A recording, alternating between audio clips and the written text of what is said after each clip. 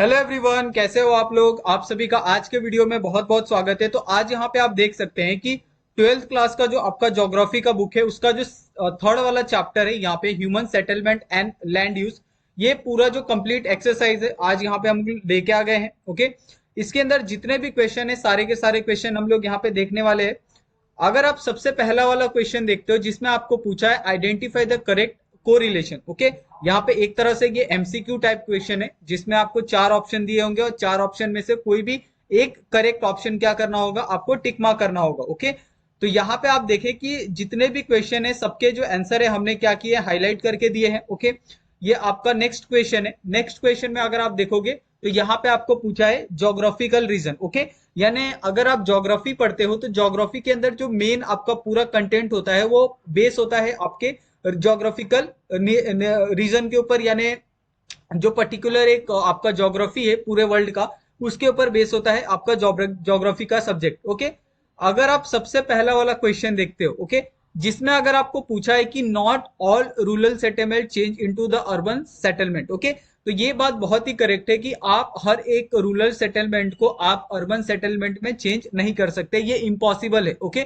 क्योंकि वहां की इन्वायरमेंट अलग है, वहां का क्लाइमेट अलग है, वहां वहां पे हर चीज अलग है। तो इसकी वजह से सबसे पहले तो एक जो लिमिट होती है वो इकोनॉमिकल अपॉर्चुनिटी की, क्योंकि आपको अगर आप गांव में जाओगे तो वहां पे आपको इस तरह की जो अपॉर्चुनिटी है वो देखने के लिए नहीं मिलती एज कंपेयर टू आपका जो अर्बन सेटलमेंट है उसके कंपैरिजन में। ओके, उसके बाद अगर आप सेकंड वाला क्वेश्चन देखते हो जिसमें आपको पूछा है कि in rural settlement land use in related to the agriculture. Okay, आपको पता है कि अगर आप रूरल गांव में जाओगे तो गांव में जो मोस्ट ऑफ द लैंड होते हैं वो यूज होते हैं एग्रीकल्चर के लिए, और इस एग्रीकल्चर के कारण ही जो पूरा वर्ल्ड है वो सरवाइव कर पाता है, उसको खाना मिलता है। तो इसके लिए जो सबसे मेन रोल प्ले करते हैं पूरे वर्ल्ड के अंदर वो होते हैं हमारे फार्मर जो एग्रीकल्चर होते हैं। ओके, उनका। ओके, उसके बाद अगर आप थर्ड वाला क्वेश्चन देखते हो जिसमें आपको पूछा है कि rural urban franchises have the characteristics of both urban and rural settlement. Okay,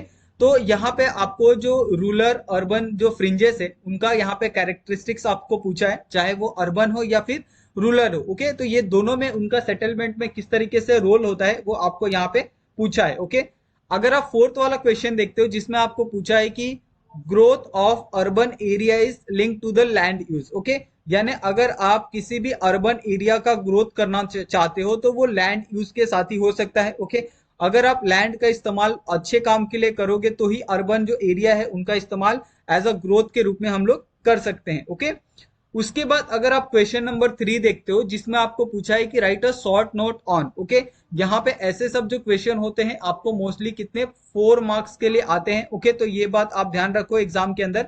अगर आप सबसे पहला वाला क्वेश्चन देखते हो जिसमें आपको पूछा है कि inter relationship between the rural and urban settlement. Okay, तो रूरल और अर्बन सेटलमेंट में क्या इंटर रिलेशनशिप होता है उनके बारे में आपको बताना है।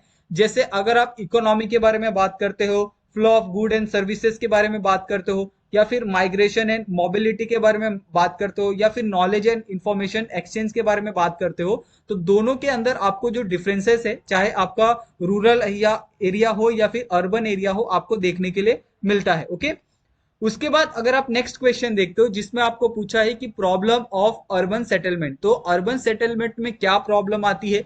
तो यहाँ पे अगर आप देखोगे तो सबसे पहला प्रॉब्लम है ओवर पॉपुलेशन। ओके, उसके बाद स्टोरेज ऑफ द हाउसिंग, जैसे आप स्लम एरिया में जाओगे तो वहां पे आपको प्रॉपर जो एरिया है वो आपको रहने के लिए नहीं मिलता है। ओके, इन एडिक्वेट इंफ्रास्ट्रक्चर ये आपको देखने के लिए मिलता है। ओके, और ये हाईएस्ट पॉपुलेशन के कारण आपको वहां पे जो ट्रैफिक कॉन्गेशन है यानी ट्रैफिक प्रॉब्लम है वो आपको देखने के लिए मिलती है। साथ में वहां पे जो इन्वायरमेंटल डिग्रेडेशन यानी जिस तरीके से इन्वायरमेंट की जो धज्जियां उड़ाई जाती है अर्बन एरिया में वो आपको देखने के लिए मिलता है। ओके, और सबसे मेन यहाँ पे अगर आप सोशल इन इक्विलिटी देखते हो, इक्वलिटीज, तो आपको गांव में जिस तरीके से लोग एक साथ रहते हैं आपको शहरों में नहीं देखने के लिए मिलते हैं। ओके, तो आज के टाइम पे जो प्रॉब्लम है अगर आप देखते हो जो पॉलिटिकल प्रॉब्लम है या फिर बहुत सारे जो प्रॉब्लम है वो शहरों के लोगों द्वारा ही फैलाया जाता है, वो उनके द्वारा ही बहुत ज्यादा ये फॉरवर्ड किया जाता है। तो ये सारी चीजें आपको शहरों में रहने वाले लोगों के साथ ही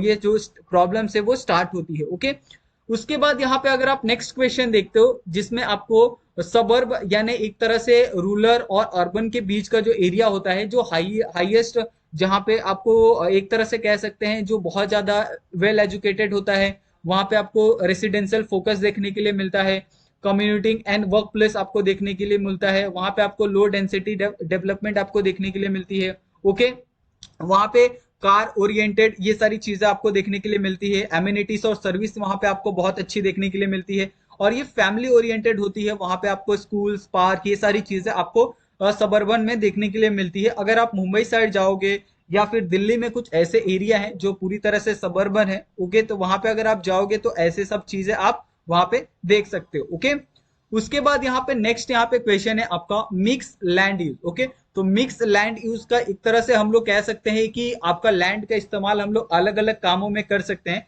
जैसे फंक्शनल इंटरेक्शन। ओके, उसके बाद efficient land utilization, economic benefit, उसके बाद एनहांस द अर्बन वैटिलिटी। तो ये सारी चीजें के लिए हम लोग जो लैंड का है इस्तेमाल करते हैं। ओके, उसके बाद अगर आप क्वेश्चन नंबर 4 देखते हो जिसमें आपको पूछा है कि आंसर द फॉलोइंग क्वेश्चन, यहाँ पे आपको आंसर दिए, क्वेश्चन दिए हैं और क्वेश्चन का जो आंसर है आपको यहाँ पे देना है, और ऐसे सब जो क्वेश्चन होते हैं 5 मार्क्स तक आ सकते हैं। ओके, अगर आप पहला वाला क्वेश्चन देखते हो जिसमें आपको पूछा है कि explain the characteristics of rural settlement. Okay, तो यहाँ पे रूरल सेटलमेंट के कौन कौन से जो कैरेक्टरिस्टिक्स है ये आपको यहाँ पे बताना है।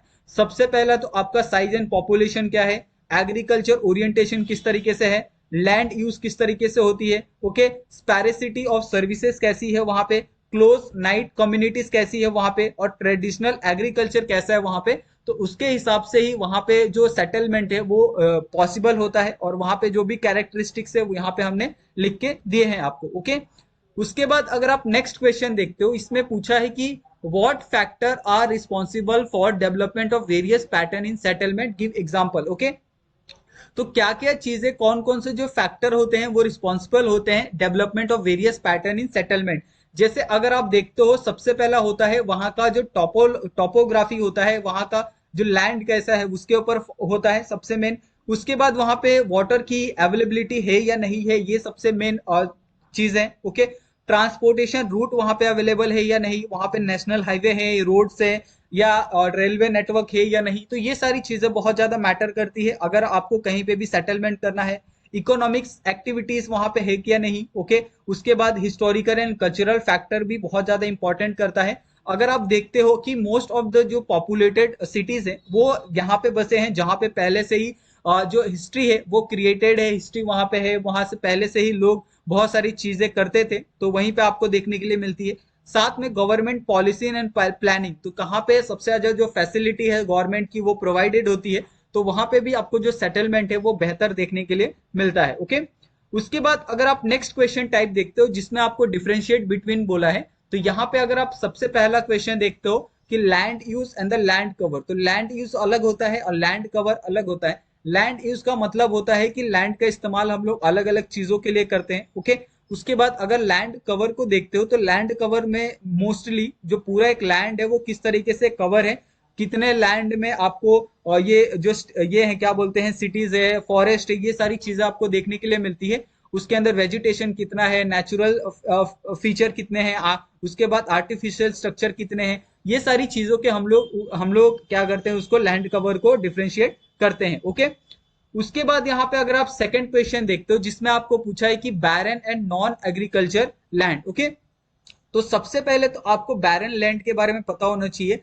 कि बैरन लैंड वो लैंड होते हैं जहां पे ना खेती होती है, ना जहां पे आपको पेड़ पौधे देखने के लिए मिलते हैं, यानी एक तरह से जो डेजर्ट वाला एरिया होता है, ओके, उसको हम लोग बैरन लैंड बोलते हैं, जहां पे आपको एग्रीकल्चर देखने के लिए नहीं मिलता है, जहां पे आपको जो प्लांट्स है वो देखने के लिए नहीं मिलते हैं, जहां पे आपको वेजिटेशन नहीं देखने के लिए मिलती है, जहां पे आपको वहां पे जो पॉपुलेशन है वो बहुत कम देखने के लिए मिलती है, क्योंकि वहां पे पानी की कमी होती है और एक्सट्रीम क्लाइमेट होता है, इसके वजह से वो पूरा जो लैंड होता है वो बैरन होता है। ओके, उसके बाद नॉन एग्रीकल्चर लैंड क्या होता है, नॉन एग्रीकल्चर लैंड वो होते हैं जहां पे पहले वो एग्रीकल्चर होते हैं लेकिन बाद में वो नॉन एग्रीकल्चर कैसे हो जाते हैं, क्योंकि अगर वहां पे हम लोग कोई केमिकल छोड़ते हैं, ओके, या फिर एक ही लैंड में अगर बार बार हम लोग एक ही फसल लेते हैं तो वो क्या होती है, नॉन एग्रीकल्चरल लैंड हो जाती है, और वहां पे वापस वो जो एक फसल है, जो क्रॉप है, वो वहां पे अच्छे तरीके से नहीं उगती है। और खासकर ये सारी चीजें आपको जहां पे इंडस्ट्रियल सेटअप होता है ना,